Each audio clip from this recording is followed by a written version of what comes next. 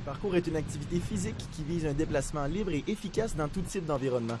Ainsi, les éléments du milieu urbain ou rural se transforment en obstacles franchis grâce à la course, au saut, à l'escalade, au déplacement en équilibre et plus encore. Moi, ça fait 10 ans que je pratique le parcours et je me considère d'un niveau très avancé ici au Saguenay, sauf d'un niveau intermédiaire au niveau mondial. Je pratique le parcours 2 à 3 fois semaine, puis je m'entraîne 1 à 2 fois semaine plus sérieusement. Ça fait maintenant 7 ans que je fais de la gymnastique pour m'aider. Ça m'aide beaucoup pour l'entraînement, la souplesse. Et puis, je fais aussi du snowboard depuis maintenant 18 ans. Contrairement à ce que les personnes pensent, là, c'est pas, ça prend pas un gros douchebag là, pour faire du parcours. Au contraire, ça prend pas des muscles, ça prend de la souplesse et de la force. J'ai jamais eu de blessure. J'ai des amis qui se sont blessés par contre, souvent les poignets, les chevilles.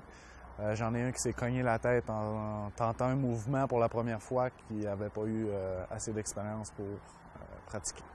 D'avoir un coach comme n'importe quel sport, si on veut commencer, oui, c'est bien beau à regarder sur YouTube, sauf que c'est un sport qui demande beaucoup de pratique et des habiletés qu'on a besoin de trucs dans le fond. Puis c'est bien d'avoir un coach qui vous enseigne ça pour le faire comme du monde sans se blesser.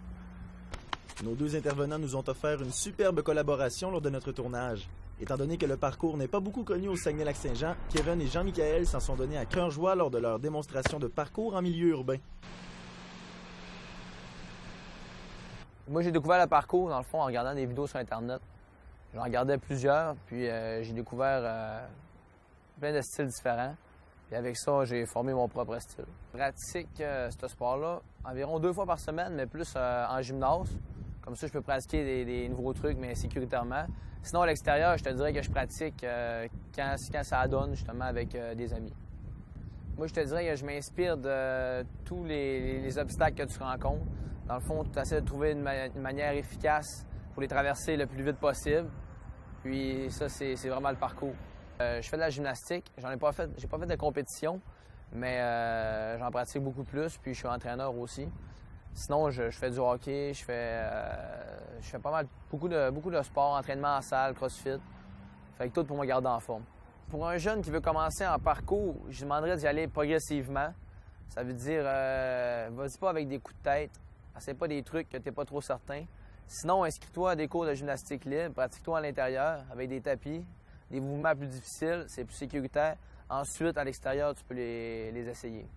Donc, j'ai découvert le parcours, j'étais avec mes amis, puis on était dehors, puis dans le fond, on faisait du parcours sans vraiment s'en rendre compte. On montait à des endroits le soir, notre trip c'était de monter à des endroits, on sautait à des places. Puis c'est maintenant en étant sur Internet qu'on s'est rendu compte qu'il y avait d'autres personnes qui faisaient ce qu'on faisait, mais en faisant des pirouettes, en faisant un petit peu plus de choses. Donc c'est de même, je te dirais j'ai découvert le parcours. Ainsi, on peut finalement comprendre que ce sport ne s'adresse pas à tous. Il faut avoir un penchant pour les acrobaties, les cascades et surtout ne pas avoir froid aux yeux.